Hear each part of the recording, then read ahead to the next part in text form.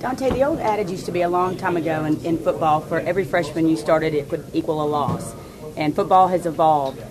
Two-part question. First part being, talk about what it felt like last year for you to start and make that start this time last year. And secondly, talk about some of the other freshmen that you think might be able to make an impact this season.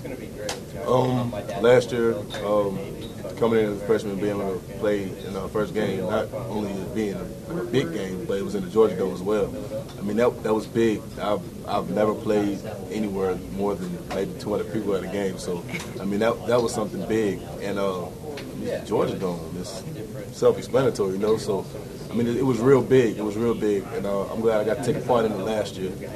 But as far as the second question, I think there's a couple of guys that'll be able to play this year. I mean, there's a lot of freshmen out there that's real hungry and ready to play. So they're trying to bully around the seniors, juniors, and sophomores. They don't really care. They want to play. And, I mean, that's what we need on this team is for a lot of guys to get after it. So I think a couple of guys might be able to get in as far as maybe special teams, maybe even in the game, like offense, defense. But I think a lot of people will be surprised about it. You talked about how you had a lot of excitement playing in the Georgia Dome last year. Do you have that same kind of excitement returning there again this year?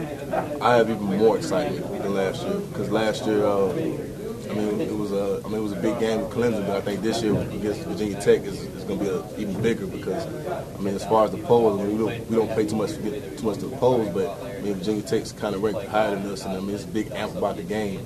But like I said, I'm hyped because this is our first game, and we're ready to show the nation that, I mean, we're ready to play and we're back and everything like that. But it's the Georgia Dome. We ready to go. It's the Georgia Dome.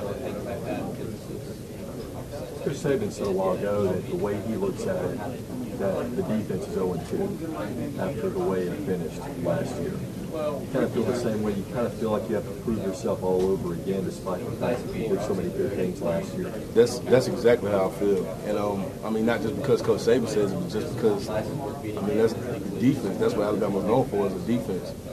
And I mean, we're not supposed to give up that many points. But I mean, it does happen times occasionally, but you know, I don't see it that way. We can't take that loss like that. But I mean, we've been practicing. We got the right mentality. We got the right players, the right talent, right coaching staff, and everything. We're just ready to go out there and show the nation that we're ready to play. Talk about Virginia Tech. Everybody knows Tyrod Taylor. What else do they do well? As far as Tyrod Taylor, I mean, he sets up a lot of guys. He sets up the running game just exceptionally well, and also they got a nice couple of receivers that are able to get open. Fast guys, strong guys. I mean, they do everything pretty well. So I mean, it's not just one thing that you got to go out and just look for the run, but you got to look for the pass too.